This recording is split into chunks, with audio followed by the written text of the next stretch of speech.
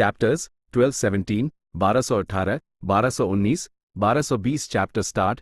Chapter 1217 cultivation level rises again. ये देखकर बेचारे ब्रदर लेंग की ईंट फटने को हो गई। ये कैसे हो सकता है? इस एंशिएंट स्वॉर्ड ड्रैगन के पास एक इमॉर्टल एपर्चर है। ये वाइल्ड नहीं है, ये एक गू इमॉर्टल का ट्रांसफॉर्मेशन है। ऐसा नहीं होना चाहिए। अगर ये ट्रांसफॉर्मेशन पाथ का गू इमॉर्टल है तो आइस्पा रीजनल वॉल का असर क्यों नहीं हो रहा? ब्रदर लेंग अपने दिमाग में पागलों की तरह चिल्ला रहा था। यह तो कल्टिवेशन वर्ल्ड के कॉमन सेंस के बिल्कुल खिलाफ था। ये कैसे हो सकता है? एंशिएंट स्वॉर्ड ड्रैगन दहाड़ते हुए उस पर झपटा। लाइटनिंग फ्लैश जायंट वुल्फ की आंख से खून बहने लगा। वो यह मर चुका था। उसने अब तक जो कुछ भी किया वो सब बेकार हो गया। ब्रदर लेंग ने अपनी जान बचाने के लिए खुद को डिफेंड करने की कोशिश की। एंशिएंट स्वॉर्ड ड्रैगन ने चालाकी से उसके सारे इमॉर्टल किलर मूव्स को डोज किया और लाइटनिंग फ्लैश जायंट वुल्फ के चारों तरफ उड़ते हुए यूस्पा ड्रैगन ब्रेथ के स्ट्रीम्स छोड़ने लगा। Lightning flash giant wolf regional wall में एक बूढ़े आदमी की तरह मुश्किल से हिल पा रहा था। लेकिन एंशिएंट स्वॉर्ड ड्रैगन पर कोई असर नहीं था। वो एकदम स्मूथली मूव कर रहा था और आसानी से आगे पीछे हो सकता था। इनिशिएटिव उसी के हाथ में था। लाइटनिंग फ्लैश जायंट वुल्फ सिर्फ मार खा सकता था, भले ही वो बदला लेने के लिए इमॉर्टल किलर मूव्स यूज करता। एंशिएंट स्वॉर्ड ड्रैगन उन्हें आसानी से डोज कर लेता। कुछ देर बाद एंशिएंट स्वॉर्ड ड्रैगन को एक कमजोरी मिली और उसने लाइटनिंग फ्लैश जायंट वुल्फ के पेट पर ड्रैगन ब्रेथ छोड़ दी। लाइटनिंग फ्लैश जायंट वुल्फ का डिफेंस टूट गया, उसका पेट फट गया, उसके बड़े से घाव से उसकी आंतें और खून बाहर निकलने लगे। एंशिएंट स्वॉर्ड ड्रैगन ने इस मौके का फायदा उठाया। भले ही लाइटनिंग फ्लैश जायंट वुल्फ इधर उधर बचने की कोशिश कर रहा था, वो एंशिएंट स्वॉर्ड ड्रैगन के हमलों का सामना नहीं कर सका। उसके शरीर में कई छेद हो गए और वो जमीन पर गिर पड़ा, वापस इंसानी रूप में आकर एंशिएंट स्वॉर्ड ड्रैगन के हाथों खून के तालाब में मर गया। एंशिएंट स्वॉर्ड ड्रैगन ने तेजी से बैटलफील्ड साफ किया, एकदम जानी पहचानी फैमिलियर स्टाइल में, जैसे उसने ये काम न गपे छोटी ई की मात्रा न तबार किया हो। जल्द ही अंकल जैंग और ब्रदर लेंग की लाशों को इमॉर्टल एपर्चर में ठूंस दिया गया। उसके बाद उसने बैटलफील्ड को पूरी तरह डिस्ट्रॉय कर दिया और उड़ गया। एंशिएंट स्वॉर्ड ड्रैगन वापस सदर्न बॉर्डर नहीं लौटा, बल्कि वो पूरब की तरफ उड़ गया, मियाज़मा रीजनल वॉल और ब्लू वाटर रीजनल वॉल से गुजरकर ईस्टर्न सी पहुंच गया। उसने एक अनजान समुद्री इलाका ढूंढा और वहां वो यह को रखा। ब्लेसड लैंड बनने के बाद एंट्रेंस खुल गया और एंशिएंट स्वॉर्ड ड्रैगन मौके का फायदा उठाकर अंदर घुस गया। वो यह का ब्लेस्ड लैंड एक समुंदर था। वहां के जीव जंतुओं में ज्यादातर समुद्री कछुए, कोरल्स और सीगल्स थे। अंदर डेसोलेट बीस्ट्स और यहां तक कि एंशिएंट डेसोलेट बीस्ट्स भी, जैसे कि 3 ancient desolate beast horn divine tortoises, ancient desolate plant silent corals का एक पूरा खेत और 6 desolate beast white letter blue feather seagulls. कुछ ही देर बाद land spirit ancient sword dragon के सामने प्रकट हुआ। ये एक समुद्री कछुए के रूप में लैंड स्पिरिट था। इसने काफी मुश्किल एक्नॉलेजमेंट रिक्वायरमेंट रखी। एंशिएंट स्वॉर्ड ड्रैगन को फिलहाल इस ब्लेस्ड लैंड को छोड़ना पड़ा। बाहर की दुनिया में लौटकर और अपनी सेफ्टी कंफर्म करने के बाद एंशिएंट स्वॉर्ड ड्रैगन वापस इंसान बन गया। और कौन हो सकता था सिवाय फैंग युआन के? असल में उसने लेडी व्हाइट रैबिट से सदर्न बॉर्डर के बारे में काफी इंटेलिजेंस हासिल कर ली थी। वो यह है के मामले के बारे में जानता था। यह वो क्लैन का इंटरनल कॉन्फ्लिक्ट था, लेकिन इसमें वू डूजू शामिल थी, तो जाहिर है ये एक बड़ा मसाला बन गया। वो यह है का रूट सबको पता था। फैंग युआन ने तेजी से महसूस किया कि यह एक बहुत बड़ा मौका था। साफ था, वो यह है फैंग युआन के लिए भेस बदलने और उसकी जगह लेने के लिए एकदम परफेक्ट था। पहली बात, वो वू डूजू का इलेजिटिमेट सन था। उसके पास कोई लाइफ टैबलेट गू या सोल लैंटन गू नहीं था, वरना वो इलेजिटिमेट सन नहीं बल्कि सेकंड यंग मास्टर होता। इसलिए जब फैंग युआन ने यूज मारा तो इस बात का चांस बहुत कम था कि वो क्लैन को पता चलेगा। दूसरी बात, वो ये है हमेशा ईस्टर्न सी में रहा था, एक लोन कल्टिवेटर की तरह कल्टिवेट करते हुए। उसका वो क्लैन के गू इमॉर्टल से बेसिकली जीरो इंटरेक्शन था। वो क्लैन के ZYA डटार गू इमॉर्टल्स तो ये तक नहीं जानते थे कि वो दिखता कैसा है, खासकर उसकी आदतों और बोलने के तरीके के बारे में। ये सब तो किसी को नहीं पता था। इसलिए जब फैंग युआन ने फैमिलियर फेस यूज करके वो ये है का भेस बदला तो एक लंबे टाइम तक उसके पकड़े जाने का चांस बहुत कम था। वो ये है का ब्लेस्ड लैंड नहीं मिला, लेकिन फैंग युआन ने पैनिक नहीं किया। उसने एक सुनसान आइलैंड ढूंढा और वहां आराम किया। एक तरफ वो ब्लड एसिड इमॉर्टल गू के रिकवर होने का इंतजार कर रहा था, दूसरी तरफ वो एक इमॉर्टल किलर मूव को मॉडिफाई करने की कोशिश कर रहा था। Blood light spirit suppression. जब से ब्लड एसेट इमॉर्टल गू जख्मी हुआ था, फैंग युआन यूज हील कर रहा था, यूएसपी पूरा ध्यान दे रहा था, वो लगभग पूरी तरह ठीक हो चुका था। इसलिए कुछ ही दिनों में फैंग युआन को अपना ब्लड एसेट इमॉर्टल गू परफेक्ट कंडीशन में वापस मिल गया। लेकिन फैंग युआन ने कल्टिवेशन जारी रखा, ब्लड लाइट स्पिरिट सप्रेशन को रिड्यूस करते हुए। आखिरकार यूज वो मिल गया जो वो चाहता था, ब्लड लाइट स्पिरिट सप्रेशन का एक सिंप्लीफाइड वर्जन जिसका कोर ब्लड एसेट इमॉर्टल गू था। ए फ्लैट मामले आसान हो गए थे। फैंग युआन ने अपर एक्सट्रीम हेवनली ईगल का इस्तेमाल करके वो ये है कि ब्लेस्ड लैंड में एंटर किया। लैंड स्पिरिट के पास पहुंचकर उसने ब्लड लाइट स्पिरिट सप्रेशन से यूज दबा दिया। इसके बाद क्योंकि लैंड स्पिरिट ऐप कोई रेजिस्टेंस नहीं दे पा रहा था, फैंग युआन ने बहुत मेहनत करके इस ब्लेस्ड लैंड को सक्सेसफुली एनेक्स कर लिया, इसे सॉवरन इमॉर्टल एपर्चर का हिस्सा बनाते हुए। इससे उसकी कैलामिटीज और ट्रिब्यूलेशंस काफी आगे बढ़ गए। आखिरकार वो ये है एक रैंक 7 गू इमॉर्टल था, वो रैंक 6 वालों से अलग था। जहां तक वो ये है कि सी टर्टल लैंड स्पिरिट की बात है, फैंग युआन की सावधानी से की गई प्रिजर्वेशन के नीचे वो गायब नहीं हुआ, वो ब्लेस्ड लैंड के साथ फैंग युआन के इमॉर्टल एपर्चर में आ गया। लेकिन वो फैंग युआन की बात नहीं सुनता था, वो हर वक्त रोता रहता था। फैंग युआन उससे छुटकारा पाना चाहता था, लेकिन जब उस एहसास हुआ कि उसका ब्लेस्ड लैंड को नुकसान पहुंचाने का कोई इरादा नहीं है, तो उसने वो आइडिया छोड़ दिया। शायद जब मेन ओनरशिप रिक्वायरमेंट पूरी कर लूंगा, तब मेन इस लैंड स्पिरिट को सच में काबू कर पाऊंगा। ये मामला निपटने के बाद फैंग युआन तुरंत रीजनल वॉल्स पार करके सदर्न बॉर्डर वापस आ गया। सदर्न बॉर्डर में घुसते ही वो सीधा सदर्न बॉर्डर के सेंट्रल रीजन की तरफ उड़ा, ब्रदर लेंग और अंकल जैंग के इमॉर्टल एपर्चर्स को प्लेस किया और उनके ब्लेस्ड लैंड्स बनने के बाद उन्हें एनेक्स कर लिया। इस तरह मैं एक ग्रैंड ट्रिब्यूलेशन ऑलरेडी पार कर चुका हूं। फैंग युआन ने जांच की, उसने पाया कि 3 रैंक 7 गू इमॉर्टल्स के ब्लेस्ड लैंड्स एनेक्स करने के बाद उसका कल्टिवेशन लेवल तेजी से बढ़ गया। वो अब एक रैंक 7 गू इमॉर्टल था जो एक ग्रैंड ट्रिब्यूलेशन पार कर चुका था। रैंक 7 गू इमॉर्टल्स को हर 10 साल में एक अर्थली कैलेमिटी, हर 50 साल में एक हेवनली ट्रिब्यूलेशन और हर 100 साल में एक ग्रैंड ट्रिब्यूलेशन का सामना करना पड़ता था। 300 साल बाद 3 ग्रैंड ट्रिब्यूलेशंस पार करने के बाद वो रैंक 8 बन जाते। लेकिन हर बार ग्रैंड ट्रिब्यूलेशन की ताकत बढ़ती जाती है, 10 गुना या 100 गुना। सदर्न बॉर्डर का टॉप रैंक 7 गू इमॉर्टल ओल्ड ट्रीमन बाद आखिरी ग्रैंड ट्रिब्यूलेशन पर अटका हुआ है, उसकी हिम्मत नहीं हो रही ट्रिब्यूलेशन से गुजरने की। इस बार उसकी कमाई फैंग युआन की उम्मीदों से परे थी। न सिर्फ उसने 3 रैंक 7 ब्लेस्ड लैंड्स को अनेक्स किया, बल्कि इससे उसका कल्टिवेशन लेवल भी तेजी से बढ़ गया। ऐसी कल्टिवेशन स्पीड उसके लिए भी डरावनी थी। फैंग युआन अपनी अच्छी किस्मत पर हैरान हुए बिना नहीं रह सका। डॉग शिट लक इमॉर्टल गू, जायंट सन इमॉर्टल वेनरेबल के वाइटल गू के लायक है। पता नहीं जब मैं इसे रैंक 8 तक एलिवेट करूंगा तो क्या होगा, फॉर्चून राइवलिंग हेवन इमॉर्टल गू के मुकाबले ये कैसा होगा। फैंग युआन ने अनजाने में अपने सर के ऊपर देखा, भले ही उसके पास लक इंस्पेक्शन इमॉर्टल गू नहीं था।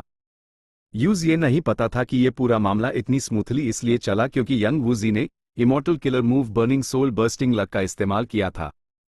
खासकर जब वो ये है समेत तीनों गू इमॉर्टल से लड़ रहा था, उन्होंने सच में फैंग युआन को एक वाइल्ड एंशिएंट स्वॉर्ड ड्रैगन समझ लिया था। एक तरफ एंशिएंट स्वॉर्ड ड्रैगन सच में रीजनल वॉल्स से अनरिस्ट्रिक्टेड हो सकते थे, वो ऐसा सोचने पर मजबूर थे। दूसरी तरफ फैंग युआन ने एटीट्यूड गू का इस्तेमाल किया था और भेस बदला था। तीनों गू इमॉर्टल्स बस रैंक 7 द वो बिना एहसास किए उसके जाल में फंस गए। इसलिए लड़ते वक्त फैंग युआन के लिए सब आसान था। तीनों गू इमॉर्टल्स ने अटैक से ज्यादा डिफेंड किया, उन्होंने मार खाना चुना। बाद में वो ये ने सोचा कि एंशिएंट स्वॉर्ड ड्रैगन की इंटेलिजेंस कम है और वो सच में बोल पड़ा, ये कहते हुए कि वो दूसरे फॉर्म में बदलने की कोशिश करने जा रहा है। ये सुनकर दोनों इमॉर्टल्स ने नेचुरली अपने दिमाग को रिलैक्स कर लिया। फैंग युआन ने ये जबरदस्त मौका देखा और यूएस किलर मूव को एक्टिवेट कर दिया जो उसने बहुत पहले से तैयार कर रखा था, डार्क असैसिनेशन, और अंकल जैंग को मार डाला। उसके बाद उसने बिजली की तेजी से हमला किया, वो यह को खत्म कर दिया। पलक झपकते ही सिर्फ ब्रदर लेंग बचा था। इस पॉइंट पर फैंग युआन की जीत पक्की थी। इस लड़ाई में फैंग युआन ने बहुत कुछ हासिल किया। एक हाई ड्रॉबैक था, इन 3 ट्रांसफॉर्मेशन पाथ गू इमॉर्टल्स के इमॉर्टल एपर्चर्स बहुत जोर से हिले बहुत सारे रिसोर्सेज का नुकसान हुआ था। इसका कुछ नहीं हो सकता था। अनपर रीजनल वॉल्स में कई बार हमला हुआ था, तब तक टिके रहना ही बड़ी बात थी। इसके बाद फैंग युआन तुरंत वू क्लैन नहीं गया। उसने वू यीहे को सोल सर्च किया जबकि वो उसकी पूरी जिंदगी को समझने की कोशिश कर रहा था। इस दौरान फैंग युआन ने अकेले में कल्टीवेशन नहीं की, वो और इंटेलिजेंस के लिए लेडी व्हाइट रैबिट के पास गया। वू यीहे का गायब होना पूरे सदर्न बॉर्डर को पता चल गया था। वो जिंदा था या मुर्दा, ये अनजान था। वू क्लैन ने चुप रहना चुना। सभी फोर्सेस अपने अपने अंदाजे लगा रहे थे, हालांकि वो ये मानने की तरफ ज्यादा झुके हुए वू यीहे मर चुका था, लेकिन ये किसने किया ये पता नहीं था। कई फोर्सेस जो अंधेरे में काम कर रहे थे, उनमें से ZYA डटार राइचस पाथ फोर्सेस ये बात सबको पता थी। यह फोर्सेस इतने बेवकूफ नहीं थे कि वो मान लेते कि उन्होंने हाई वू यीहे को मारा है, बिल्कुल नहीं। इस प्रॉब्लम को लेकर एक अफवाह थी जो सबके कानों तक पहुंच रही थी। वो ये थी, वू यीहे का असली कातिल कोई और नहीं बल्कि वू क्लैन का रैंक 8 गू इमॉर्टल वू योंग था। इस अफवाह के कई वर्शंस लेकिन सेंट्रल क्लेम यह था कि वू योंग वू डूजू की विरासत को खुद हड़पना चाहता था, इसलिए उसने आगे बढ़कर अपने सौतेले भाई का कत्ल कर दिया। बिना किसी शक के यह वू योंग के लिए एक गहरा झटका था। डिमोनिक पाथ गू इमॉर्टल्स को फर्क नहीं पड़ता था, जबकि लोन इमॉर्टल्स के लिए यह पर्सन टू पर्सन डिपेंड करता था, लेकिन राइचस पाथ गू इमॉर्टल्स अपनी रेपुटेशन पर बहुत जोर देते थे और उस संजो कर रखते थे। वू योंग ने भी चुप रहना चुना, उसने कोई सफाई नहीं दी। इंटरेस्टिंग, फैंग युआन इस मामले में कई छुपे हुए अंडरकरंट्स महसूस कर सकता था। अनगिनत फोर्सेस और गू इमॉर्टल्स चुपके से जोर लगा रहे थे, इस मुकबल को बना रहे थे जो बड़ी सावधानी से नजरों से छुपा हुआ था। वू डूजू मरने वाली थी। वू योंग, जो हमेशा अपनी मां के साए में रहा था, उसके पास रैंक 8 कल्टिवेशन लेवल था, लेकिन उसकी काबिलियत पर सबको शक था। अगर मैं इस वक्त सामने आ जाऊं तो क्या होगा? फैंग युआन ने जैसे ही ये सोचा उसकी रीढ़ की हड्डी में एक ठंडी लहर दौड़ गई। चैप्टर 12-18 डूजू योंग फैंग युआन ने सिचुएशन को देखा। वो जानता था कि अभी वो ये है कि सामने आने का सही टाइम नहीं था। पहली बात, उसने अभी तक वो ये है कि सोल को पूरी तरह सर्च नहीं किया था, उसकी तैयारियां पूरी नहीं हुई थी। दूसरी बात, वो डूजू अभी तक मारी नहीं थी। अगर वो डूजू नहीं मरती तो फैंग युआन वो ये है के रूप में सुरक्षित रूप से सामने नहीं आ सकता था। रैंक 8 गू इमॉर्टल, कौन जानता था कि वो डूजू के पास ये पता लगाने के क्या तरीके कि वो ये है उसका अपना बेटा है या नहीं। भले हाई इस केस में वो ये है का काफी नुकसान होता, फैंग युआन को सच में सिर्फ वो ये है की आइडेंटिटी चाहिए थी। यही उसका असली मकसद था। अगर थोड़े से लालच के चक्कर में उसका भेस फैल हो जाता तो वो ये अनमोल मौका खो देता, जो उसके लिए सबसे बड़ा नुकसान होता। वो खुद को थप्पड़ मारता रहता। आखिर में सभी राइचस पाथ फोर्सेस में खतरा छिपा हुआ था, यही हाल वू क्लैन का भी था। बिना आग के धूर नहीं उठता।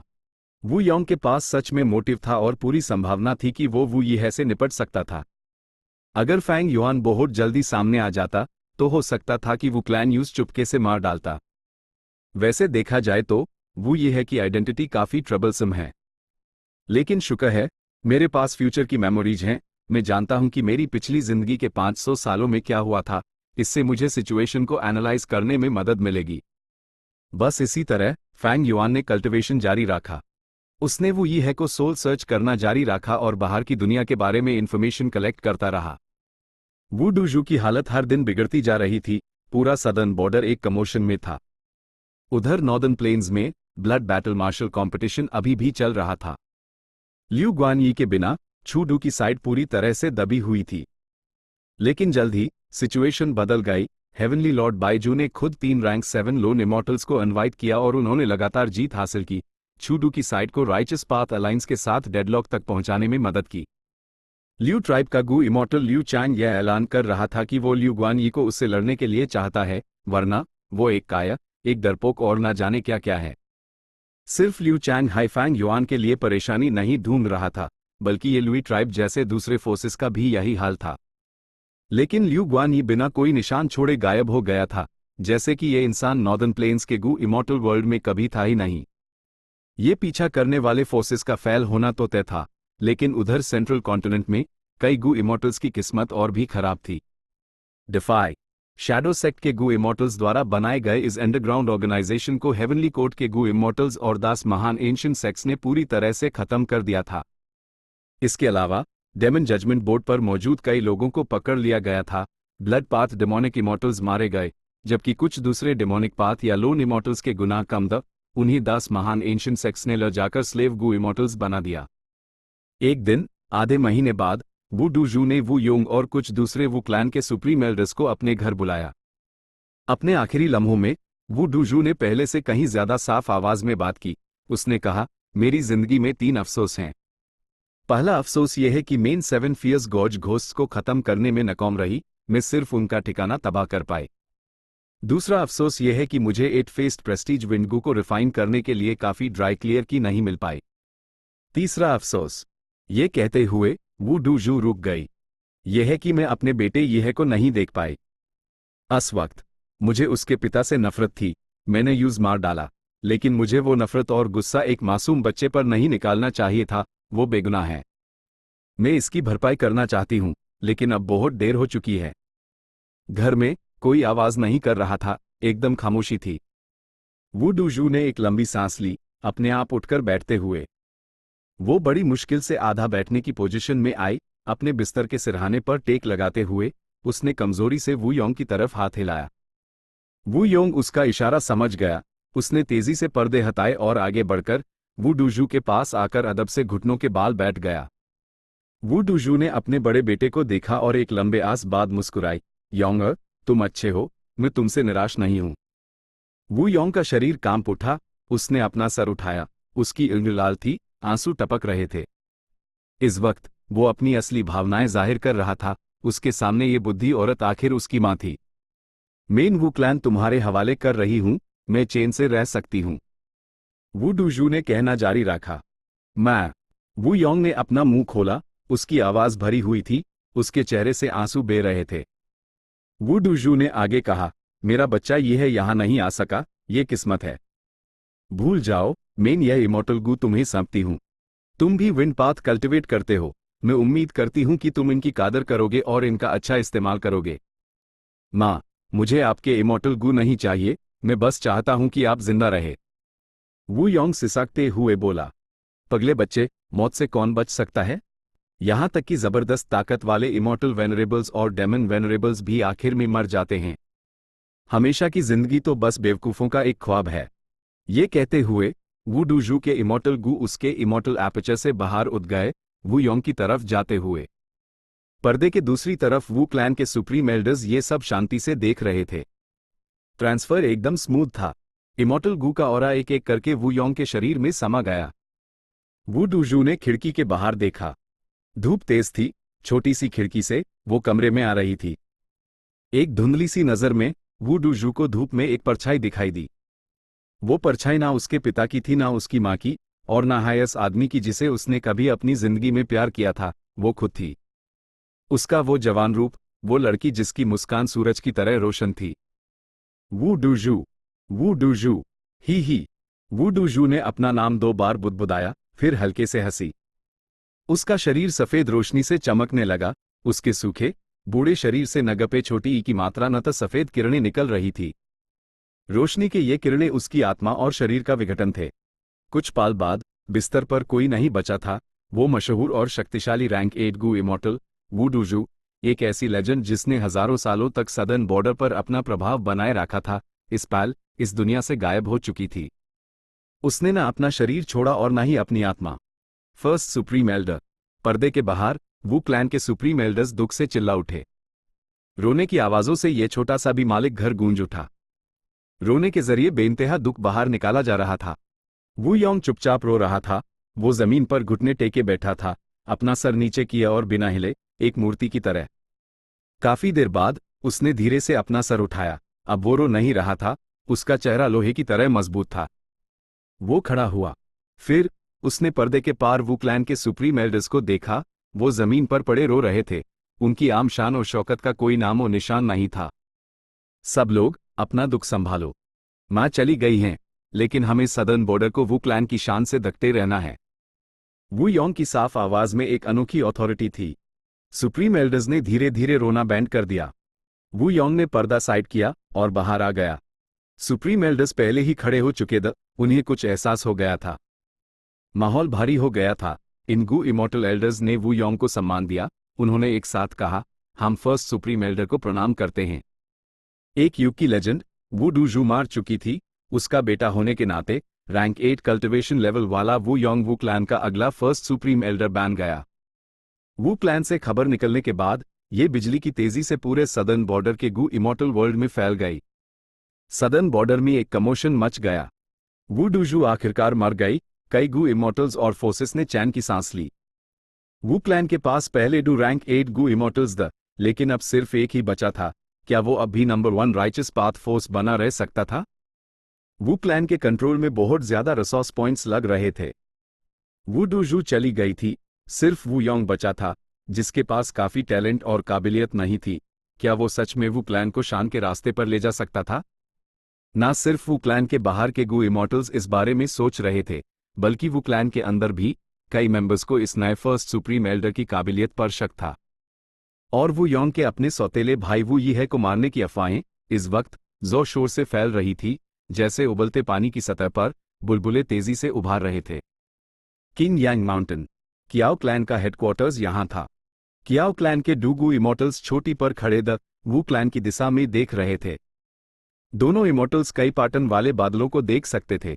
पहाड़ी हवाएं चल रही थी और उनके कपड़ों को लहरा रही थी।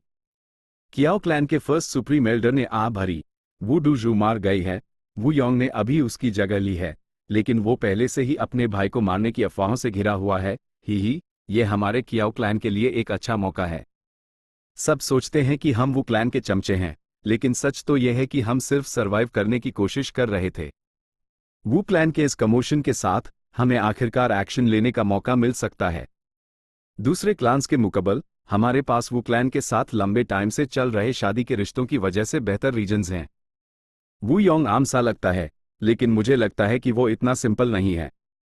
भले ही वो टैलेंटेड ना हो, वो अब भी एक रैंक 8 गू इमॉर्टल है। दूसरे गू इमॉर्टल ने कहा। वो 20 साल की उम्र की एक महिला लग रही थी। उसने हरी रंग की ड्रेस पहनी हुई थी जो उसके आकर्षक शरीर को छुपा नहीं पा रही थी। उसकी स्किन बर्फ की तरह सफेद थी, उसकी एड़ी उसकी लंबी पलकों से ढकी हुई थी, वो पानी की तरह साफ लग रही थी। वो कियाओ क्लैन का गर्व थी, एक ऐसी जीनियस जो भविष्य की उम्मीद थी, साथ हाई सदर्न बॉर्डर की 3 महान फेरीज में से एक, कियाओ सीलियू। कियाओ क्लैन के फर्स्ट सुप्रीम एल्डर हंसा। ओ लियुआ, यही वजह है कि मैंने तुमसे बात करने के लिए कहा। हम वू क्लैन के साथ अपनी शादी की अलायंस जारी रखने वाले हैं। कियाओ सीलियू का शरीर कांपा। मैं समझ गई, मैं क्लैन के लिए योगदान देने को तैयार हूं।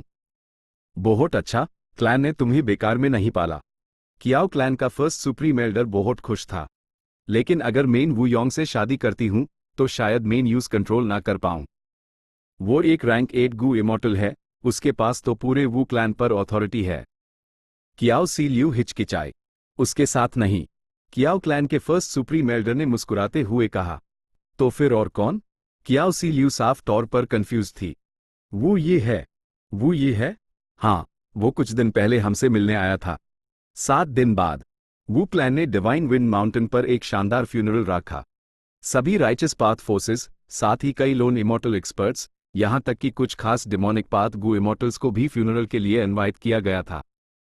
सबकी एड़ी के सामने वू योंग अचानक से गरजा। आदमियों, इस क्लैन के गद्दार को पकड़ लो। क्या?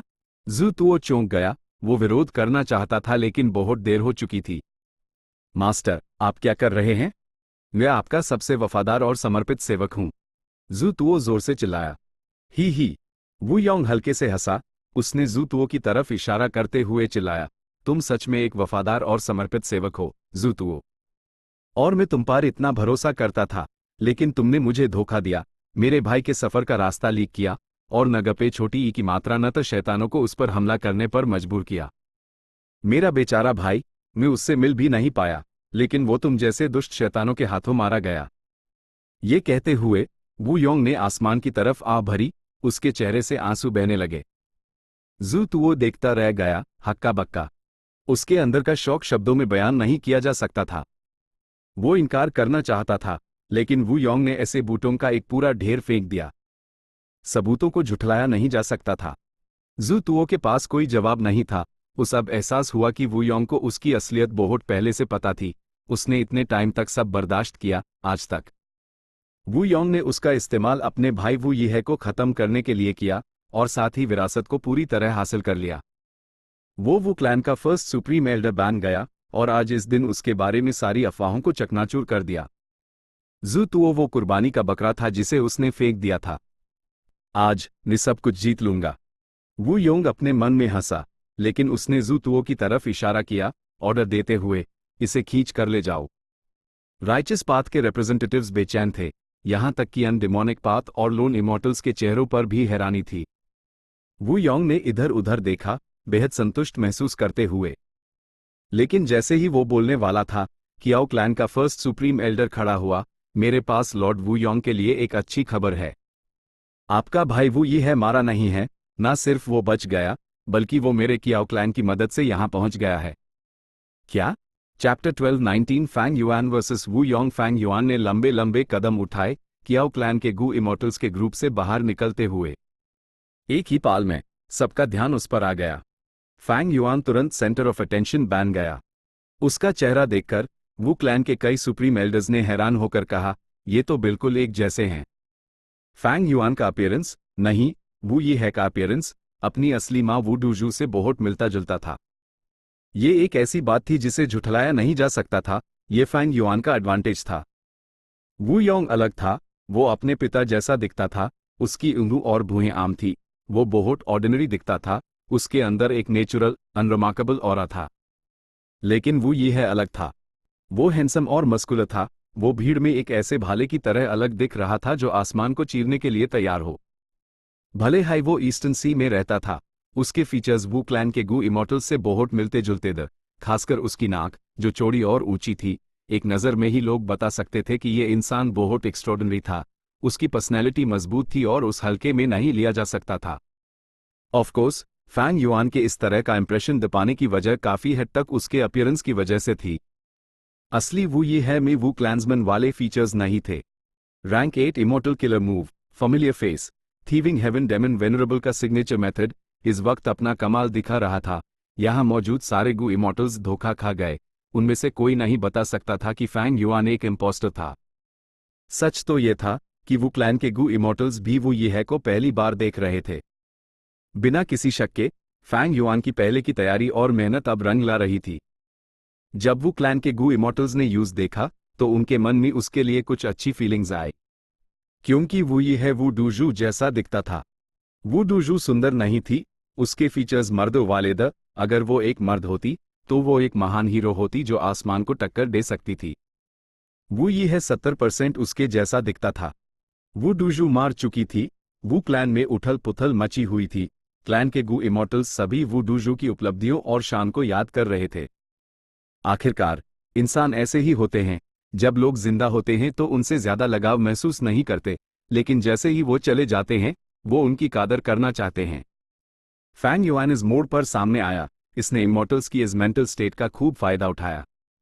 ऑफ कोर्स, यह फैंग युआन के कैलकुलेशंस का हिस्सा था। एक जैसे, सच में एक जैसे दिखते हैं। यहां तक कि दूसरे क्लान्स के गू इमॉर्टल्स भी आ भर रहे थे। फैंग युआन ने तेजी से महसूस किया कि उस पर पड़ी निगाहें धीरे धीरे बदल रही थी।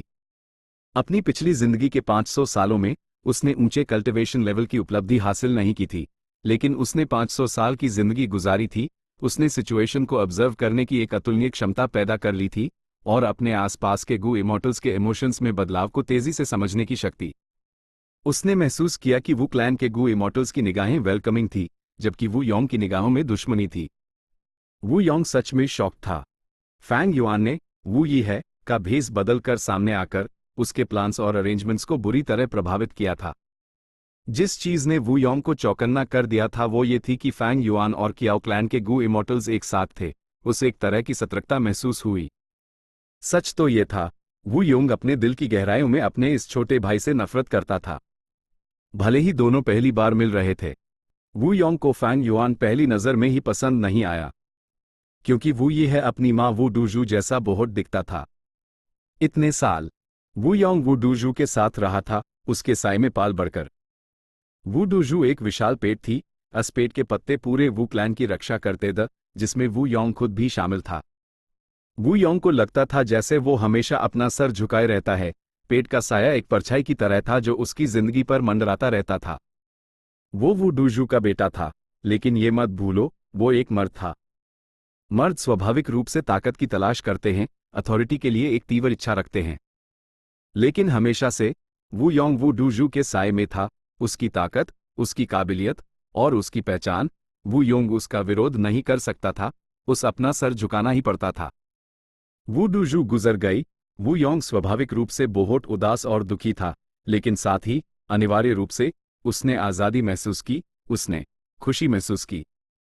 ये खुशी ऐसी थी जिसे वू योंग ने कभी महसूस करने की बात मानने की हिम्मत नहीं की। लेकिन अब जब वू योंग ने इस वू यीहे को देखा जो वू डूजू जैसा दिखता था, तो अनिवार्य रूप से उसके मन में नफरत की कुछ भावनाएं आ गई। फैंग युआन ने वू योंग की बुरी नीयत और दुश्मनी को महसूस कर लिया, भले ही उसने उस अच्छी तरह से छुपाया हुआ था। फैंग युआन अंदर ही अंदर जानता था, खुद को दिखाने का पहला स्टेप सफल रहा, लेकिन वू क्लैन के साथ इंटरैक्ट करने और उनसे मनवाने का दूसरा स्टेप क्रूशियल है। वू क्लैन द्वारा एक्सेप्ट किए जाने का मतलब है Wu Yong is rank 8 Gu immortal, Wu clan के फर्स्ट सुप्रीम एल्डर की मंजूरी हासिल करना। इसलिए जब फैंग युआन लाइमलाइट में आया तो उसने वू योंग के सामने गहराई से झुककर कहा, वू यीहे बड़े भाई को प्रणाम करता है। वू योंग के चेहरे पर एक अजीब सा एक्सप्रेशन था, जिसमें उत्तेजना और हिचकिचाहट दोनों थी। क्या तुम सच में मेरे भाई यीहे हो? एक जैसे, तुम सच में मां जैसे दिखते हो, सिवाय इसके कि तुम्हारी एक नीली हैं। सदर्न बॉर्डर में आमतौर पर हमारे पास ये एंगू का रंग नहीं होता। इस वाक्य का गहरा मतलब था। वू योंग ने सीधे तौर पर फैंग युआन की पहचान को नहीं माना, बल्कि उसने वू यीहे की ईस्टर्न सी गू इमॉर्टल पहचान की तरफ इशारा किया, जैसे अनजाने में। फैंग युआन ने गंभीरता से जवाब दिया, भाई को रिपोर्ट कर रहा हूं, मेरी एनी पहले काली थी, लेकिन जब मेन ट्रांसफॉर्मेशन पाथ कल्टिवेट कर रहा था तो कुछ हादसे हो गए। अभी मैं मां के अरेंजमेंट की वजह से लौटा हूं। बदकिस्मती से रास्ते में मुझ पर कई हमले हुए। अंकल जैंग और ब्रदर लेंग, जो मेरे साथ सफर कर रहे थे, मेरी रक्षा करते हुए मैदान ए जंग में शहीद हो गए जब मैं भाग रहा था। जैंग और लेंग दोनों सिर्फ मेरी मां के सेवक थे, लेकिन उन्होंने वू क्लैन के लिए महान योगदान दिया। मेरे आदेश जारी करो, हम उन्हें एक शानदार दफन देंगे, अन्य नियमों के अनुसार जैसे हम बहरी सुप्रीम एल्डर्स के साथ पेश आते हैं। उनके वंशजों का भी ख्याल रखा जाएगा और उन्हें हमारे वू क्लैन में बराबरी का दर्जा दिया जाएगा। वू योंग ने निर्देश दिया। सुप्रीम एल्डर्स ने तुरंत जवाब दिया। फैंग युआन ने यह सुना और मन ही मन हंसा। यह वू योंग अपनी समझदार इमेज दिखाने का कोई मौका नहीं छोड़ता था, लेकिन उसकी बातें सुनकर उसने फैंग युआन की पहचान को एक्सेप्ट नहीं किया। उसने जरूरी टॉपिक को टाल दिया, जैंग और लेंग के बारे में बात करते हुए, और जरूरी पॉइंट, अपने भाई वू यीहे को इग्नोर कर दिया। वू योंग ने इस हिस्से को इग्नोर कर दिया, लेकिन फैंग युआन लाचार नहीं था। ये यूज रोक नहीं सकता था। फैंग युआन ने झुककर कहा, मैं उम्मीद करता हूं कि भाई मुझे हमारी मां को श्रद्धांजलि देने की अनुमति देंगे। वू योंग की भौहें सिकुड़ गई। फैंग युआन की बातें बहुत लॉजिकल थी। एक बेटे के रूप में उसकी मां गुजर गई थी, वो श्रद्धांजलि कैसे नहीं दे सकता? ये एक बेहद आम रिक्वेस्ट थी, खासकर एक क्लैन सिस्टम में जहां ब्लडलाइन रिश्तों को बनाए रखने के लिए बहुत जरूरी थी। यहां तक कि वू योंग भी उस नहीं रोक सकता था। अगर वो ना कहता तो बाहर वालों का रिएक्शन बुरा होता, उसकी नई इमेज जो उसने इतनी मेहनत से बनाई थी पूरी तरह बर्बाद हो जाती। लेकिन अगर उसने फैंग युआन की रिक्वेस्ट को माना नहीं किया, तो इसका मतलब यह होगा कि वू क्लैन फैंग युआन की पहचान को मान रहा है कि वो वू क्लैन का मेंबर है। असल में वू योंग यह नहीं चाहता था। वू योंग को वू यीहे का चेहरा पसंद नहीं था। वू यीहे की आइडेंटिटी वू योंग के लिए सरदर्द थी। वू यीहे यहाँ की आओ क्लैन के साथ आया था, यह वू योंग के लिए एक बड़ी चेतावनी थी। इस वू यीहे को वहीं वापस जाना चाहिए जहां से वो आया है। क्या वो ईस्टर्न सी का गू इमॉर्टल नहीं है? तो यूज ईस्टर्न सी में हाई डेवलप होंडू, भले ही मुझे उस भेजने के लिए कुछ रिसोर्सेज खर्च करने पड़े। यह वू योंग के लिए सबसे अच्छा रिजल्ट था। असल में फैंग युआन की परफॉर्मेंस और कियाओ क्लैन के गू इमॉर्टल्स की गवाही ने वू योंग को फैंग युआन की असली पहचान पर शक नहीं करने दिया। रुको, क्या हो अगर मैं इस वू यीहे से छुटकारा पा लूं? मैं पहले ये नहीं कर सकता था क्योंकि मां थी, लेकिन अब मैं फर्स्ट सुप्रीम एल्डर हूं, ये मेरा इलाका है। समय के साथ मैं क्लैन पर कंट्रोल हासिल कर लूंगा। मैं चुपके से अरेंजमेंट्स कर सकता हूं और उस मार सकता हूं। क्या इससे मेरी परेशानियां खत्म नहीं हो जाएंगी? भले ही वो ईस्टर्न सी में हो, ये एक प्रॉब्लम है। अगर वो ईस्टर्न सी में नहीं है और साउदर्न बॉर्डर में रहता है, तो प्रॉब्लम और भी बड़ी है। मैं उसकी अभी की रिक्वेस्ट मान ही लेता हूं। आखिरकार मैं कुछ अरेंजमेंट्स करके उसे एक फर्जी साबित कर सकता हूं। मैं यूज खुलेआम खत्म कर पाऊंगा। ये सोचते हुए वू योंग ने अपने अंदर एक तीव्र मारने की इच्छा महसूस की। वो बोलने ही वाला था और सीधे फैंग युआन की रिक्वेस्ट मानने वाला था कि अचानक वू क्लैन के एक सुप्रीम एल्डर ने कहा, माफ करना, लेकिन क्या सब लोग सेकंड यंग मास्टर वू ये है की पहचान को कंफर्म करना भूल रहे हैं? मैं अन पर शक नहीं कर रहा या कियाओ क्लैन के किसी पर, लेकिन उनका क्लैन में वापस आना ये एक जरूरी प्रोसीजर है। वू योंग ने यह सुना और उसकी भुएं फिर से सिकुड़ गई। उसने बोलने वाले वू क्लैन के गू इमॉर्टल को गहराई से देखा। वो वू क्लैन का थर्ड सुप्रीम एल्डर था, वू कियाओ। फैंग युआन और कियाओ क्लैन के फर्स्ट सुप्रीम एल्डर की निगाहें चुपके से मिली। उसने सोचा कियाओ क्लैन से कांटेक्ट करना सही था, लेकिन मैंने ये नहीं सोचा था कि कियाओ क्लैन ने वू क्लैन में इतनी गहरी सेठ लगाई है। थर्ड सुप्रीम एल्डर वू कियाओ तक पहुंच गए हैं। कियाओ क्लैन का फर्स्ट सुप्रीम एल्डर ने फैंग युआन को देखा, उस सीन के बारे में सोचते हुए जिसमें उन्होंने साजिश की और मिलकर काम किया। जब तक मेन फ्यूनरल के दौरान सामने आऊंगा, वू योंग एक पैसिव पोजीशन में होगा। भले ही वो एक रैंक 8 गू इमॉर्टल हो जो मुझे अपनी ताकत से आसानी से मार सकता है, वो वहां मेरा कुछ नहीं कर सकता। ही। फैंग युआन हंसा और आगे बोला, वो मुझ पर हमला नहीं करेगा या मुझे मारेगा, क्योंकि वो वू क्लैन का फर्स्ट सुप्रीम एल्डर है। वो एक लोन कल्टिवेटर या डिमोनिक कल्टिवेटर नहीं है। तब तक अगर मैं हमारी मां को श्रद्धांजलि देने की रिक्वेस्ट करूं, तो वू योंग मुझे रोकने के लिए क्या कर सकता है? हा, ब्रिलियंट, सच में ब्रिलियंट। कियाओ क्लैन के फर्स्ट सुप्रीम एल्डर ने थम्स अप किया। चुपके से अपनी विरासत को मनवाना बहुत खतरनाक है। अगर हम ये करते हैं तो ये ब्रिलियंट है, भले हाई वू योंग ना माने। वो क्या कर सकता है? फैंग युआन ने गंभीरता से कहा, इसलिए हमें फ्यूनरल के दौरान हाई एक्नॉलेजमेंट से गुजारना होगा। अगर हम ये मौका चूक गए तो मुश्किल हो जाएगा। ना सिर्फ रिस्क ज्यादा होंगे, वू योंग हमें कोई मौका भी नहीं देगा। चिंता मत करो, तब तक मैं बोलूंगा और इसका सुझाव दूंगा। कियाओ क्लैन के फर्स्ट सुप्रीम एल्डर ने मुस्कुराते हुए कहा, नहीं। फैंग युआन ने अपना सर हिलाया। आपका ये सुझाव देना ठीक नहीं है। आप एक बहरी आदमी हैं, आप वू क्लैन के मामले में कैसे दखल दे सकते हैं? कियाओ क्लैन का फर्स्ट सुप्रीम एल्डर चुप हो गया। फैंग युआन की बातों ने सीधे उसकी सबसे बड़ी चिंता को एड्रेस किया था। ये एक बड़ी समस्या थी जिसका वो सामना कर रहा था। अगर ये सॉल्व नहीं हुई तो वो ये है के साथ कोऑपरेट नहीं कर सकता था। फैंग युआन के हाथ उसकी पीठ के पीछे उसने अपना सर उठाया और खिड़की के बाहर देखा। इसलिए मुझे वू क्लैन से एक सुप्रीम एल्डर चाहिए। वो खुलेआम इसका सुझाव दे सकता है और सिचुएशन को विरासत की पहचान की तरफ मोड़ सकता है। कियाओ क्लैन का फर्स्ट सुप्रीम एल्डर थोड़ा परेशान था। ये chapter 1220 presence in southern border. Fang Yuan ने कहना जारी रखा, इस सुप्रीम एल्डर का कुछ स्टेटस होना चाहिए और उसका एटीट्यूड भी मजबूत होना चाहिए, क्योंकि इस दौरान वू योंग शायद मेरी साइड लेगा, ऐसे एक्ट करेगा जैसे मैं पहले से ही उसका भाई कंफर्म हो चुका हूं ताकि इस सुझाव को माना कर सके। इसलिए जिस इंसान को हम चुनेंगे उसके अंदर एक रैंक 8 गू इमॉर्टल का प्रेशर झेलने की हिम्मत होनी चाहिए। कियाओ क्लैन के फर्स्ट सुप्रीम एल्डर ने कंधे उचकाए। ये बहुत मुश्किल है। आखिरकार वू योंग ना सिर्फ एक रैंक 8 गू इमॉर्टल है, बल्कि वो वू क्लैन का फर्स्ट सुप्रीम एल्डर भी है। उसने वू डूजू के इमॉर्टल गू विरासत में पाए हैं। फैंग युआन पीछे मुड़ा भी नहीं, वो अभी भी बाहर देख रहा था। उसके शब्दों में ठंडक और मजबूती आ गई। मुझे ये मत कहो कि कियाओ क्लैन के पास ऐसा इंसान नहीं है। अगर नहीं है तो तुम लोगों के वू क्लैन को लेकर इतने बड़े एम्बिशंस क्यों हैं? बस हार मान लो और सो जाओ, शायद सपनों में ज्यादा सक्सेस मिल जाए। मेन वो ये है, ऐसे क्लैन के साथ कोऑपरेट नहीं करूंगा। कियाओ क्लैन का फर्स्ट सुप्रीम एल्डर थोड़ा चौंक गया। उसने फैंग युआन को दोबारा एसेस किया। उसके एंगल से वो सिर्फ फैंग युआन का साइड व्यू देख सकता था। खिड़की के बाहर ढलते सूरज की किरणें फैंग युआन के चेहरे पर पड़ रही थी, जैसे खून की एक परत हो। फैंग युआन का एक्सप्रेशन लोहे की तरह मजबूत था। उसकी नीली आंखें जिंदगी से लबरेज थी।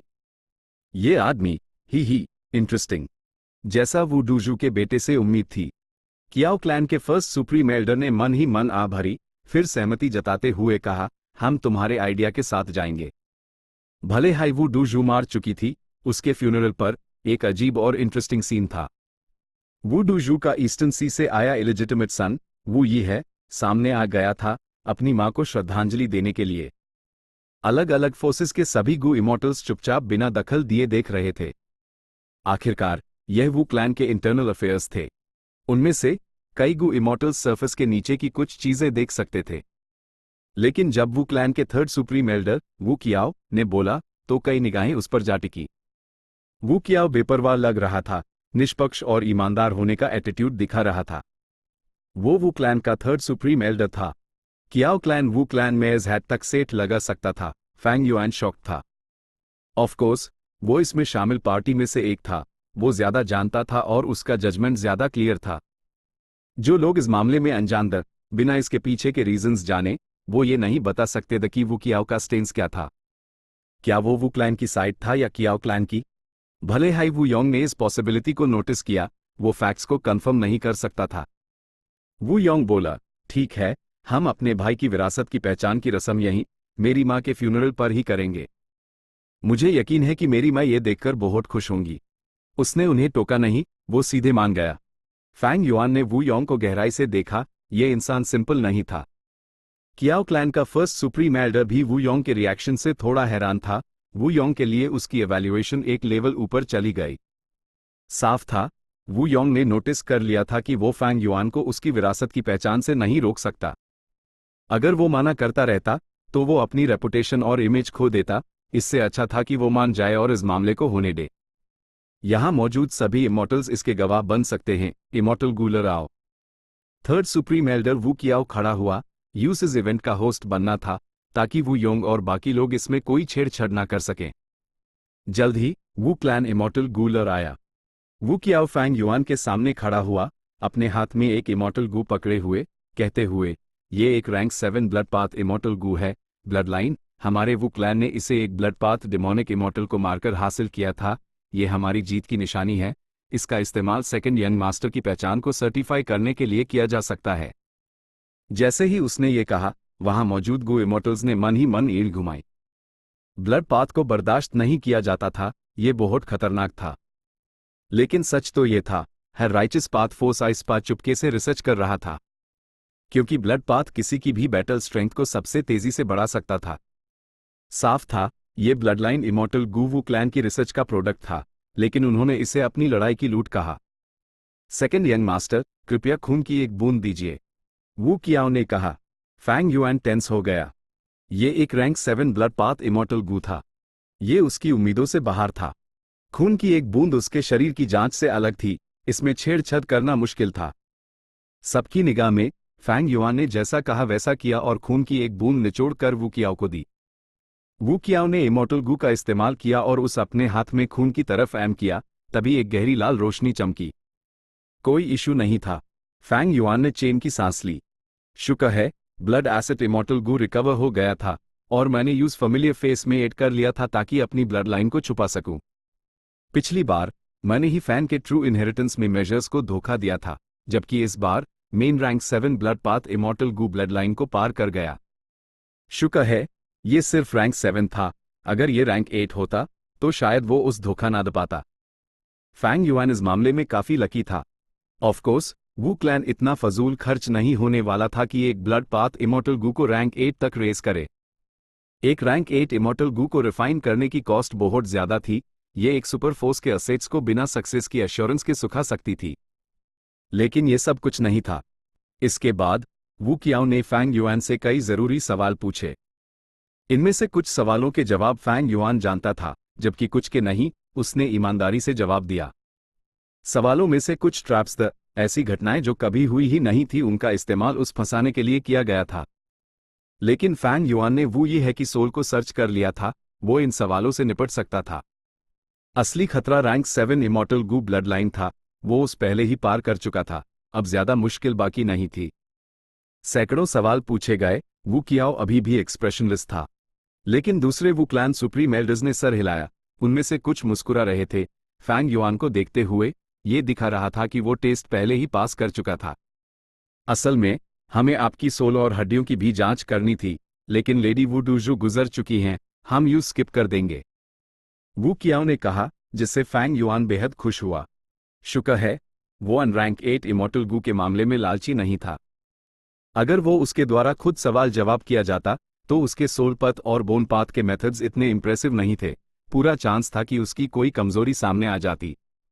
मैंने सुना है कि जब वो डूजू मारी तो उनका शरीर रोशनी के कानों में बदल गया, उनके शरीर का कुछ भी नहीं बचा। यहां तक कि उनके पीछे छोड़े गए बाल और दूसरी चीजें भी गायब हो गई। वो सच में पूरी तरह बिना कोई निशान छोड़े मर गई। ये एक अच्छी मौत है। फैंग युआन अपनी किस्मत पर बहुत खुश था। इसके बाद वू कियाओ ने अपनी फाइंडिंग्स वू योंग को रिपोर्ट की। कहने की जरूरत नहीं, सभी ने रिजल्ट पहले ही देख लिया था। वू योंग ने सर हिलाया, जबकि दूसरे वू क्लैन सुप्रीम एल्डर्स ने भी सहमति जताई। इस तरह वू कियाओ ने लाइफ टैबलेट गू और सोल लैंटन गू निकला और फैंग युआन से उन्हें रिफाइन करने को कहा। यह गू वॉर्म्स वू क्लैन के एंसेस्ट्रल हॉल में रखे जाएंगे। यह फैंग युआन के क्लैन में स्वीकार किए जाने का प्रतीक थे। ये सब होने के बाद फैंग युआन ने आखिरकार वू ये है कि आइडेंटिटी का इस्तेमाल करके सदर्न बॉर्डर के गू इमॉर्टल वर्ल्ड में कदम रखा। वू डूजू को श्रद्धांजलि देने के बाद फैंग युआन फूट फूट कर रोया, एक शानदार एक्टिंग के साथ एक फंटास्टिक परफॉर्मेंस दी। क्योंकि अब वू डूजू का फ्यूनरल था, वू क्लैन कोई दावत नहीं रख सकता था। लेकिन सेरेमनी खत्म होने के बाद फैंग युआन ने कई वू क्लैन के गू इमॉर्टल्स के साथ इंटरैक्ट किया। भले ही उन्होंने सिर्फ चाय पी और थोड़ी देर बात की, फैंग युआन को बहुत फायदा हुआ। ऑफ कोर्स गू इमॉर्टल्स ने फैंग युआन के साथ स्पर करने के लिए कहा, लेकिन उसने सबको मना कर दिया। उसका स्टेटस अब बहुत ऊंचा था। उसके पास रैंक 7 कल्टिवेशन लेवल था। वो वू क्लैन के first supreme Elder, rank 8 Gu immortal वू योंग का भाई था। भले ही इन भाइयों के मन अलग थे, ऊपर से ऐसा लगता था कि उनकी ब्लड लाइन ने उन्हें एक साथ बांध रखा है। 7 दिन बाद फ्यूनरल खत्म हो गया। फैंग युआन वू क्लैन के गू इमॉर्टल्स के पास खड़ा था, आए हुए मेहमानों को विदा करते हुए, जैसे कि वो क्लैन का एक जरूरी हिस्सा हो। In southern border Gu immortals ने फैंग युआन को अच्छे से याद रखा। उनमें से कई ने यूजन लोगों की लिस्ट में डाल दिया जिनसे पंगा नहीं लिया जा सकता, फैंग युआन के कल्टिवेशन लेवल की वजह से नहीं, बल्कि इसलिए कि वो वू योंग से खून के रिश्ते से जुदा था। वू यीहे का नाम सदर्न बॉर्डर में फैल गया। भले ही ये नहीं कहा जा सकता कि सब उसके बारे में जानते थे, वो इससे ज्यादा दूर नहीं था। 3 दिन बाद सुबह सूरज धीरे धीरे आसमान में उग रहा था। फैंग युआन बेयर माउंटेन की चोटी पर खड़ा था, चुपचाप खूबसूरत सूर्योदय को देख रहा था। अपनी विरासत की पहचान के बाद यूज वू क्लैन द्वारा इस बेयर माउंटेन पर रहने के लिए असाइन किया गया था। यह वू क्लैन के बेस के रूप में काम करने वाले ब्लेस्ड लैंड के अंदर नहीं था। फैंग युआन ने दावा किया कि वो बाहर भी रहना चाहता है। बेयर माउंटेन एक जानी मानी जगह थी। इस पहाड़ पर बड़ी संख्या में जंगली जानवर थे, हर तरह के भालू यहां रहते थे। वू क्लैन ने ये पहाड़ सीधे फैंग युआन को दे दिया। अब से यह वू यीहे का इलाका था। लेकिन वू क्लैन ने फैंग युआन को कोई रेलेवेंट रोल असाइन नहीं किया। वू क्लैन के गू इमॉर्टल्स सभी supreme elders the Wu Yong first supreme elder था, उसके बाद second supreme elder, third supreme elder और इसी तरह। उनके अलग अलग पोजीशंस द और अलग अलग अथॉरिटी और पावर। इस मामले में कियाओ क्लैन का फर्स्ट सुप्रीम एल्डर बहुत चिंतित था, क्योंकि कियाओ क्लैन ने फैंग युआन की मदद इसलिए की थी ताकि वो वू क्लैन के हाई अप्स में एक अथॉरिटेटिव फिगर बन सके, ताकि वो कियाओ क्लैन के एफए एडन के लिए लड़ सके। इस मकसद के लिए कियाओ क्लैन को फैंग युआन की जरूरत थी कि वो वू क्लैन में ज्यादा पावर हासिल करे। इस तरह वो कियाओ क्लैन के लिए बोल सकता था और मजबूत फैसले ले सकता था। कियाओ क्लैन की मदद मुफ्त में नहीं थी। फैंग युआन ने पहले हाई कियाओ क्लैन के फर्स्ट सुप्रीम एल्डर के साथ चुपके से अलायंस एग्रीमेंट्स कर लिए थे। लेकिन फैंग युआन जल्दी में नहीं था। उसने सूर्योदय देखने का नाटक किया, लेकिन असल में वो इस विशाल ड्रीम रेल्म के बारे में सोच रहा था। उसने अपनी राइचस पाथ आइडेंटिटी हासिल कर ली थी। अब वो खुलेआम यूएस सुपरगू फॉर्मेशन में कैसे एंटर कर सकता था और अपने अटेनमेंट लेवल को बढ़ाने के लिए जायंट ड्रीम रेल्म का इस्तेमाल कर सकता था। फैंग युआन इस समस्या के बारे में सोच रहा था जब एक इन्फॉर्मेशन पाथ इमॉर्टल गू उसकी तरफ उड़कर आया, वू योंग का बुलावा लेकर। अभी फैंग युआन क्लैन में पूरी तरह से घुल मिल गया था।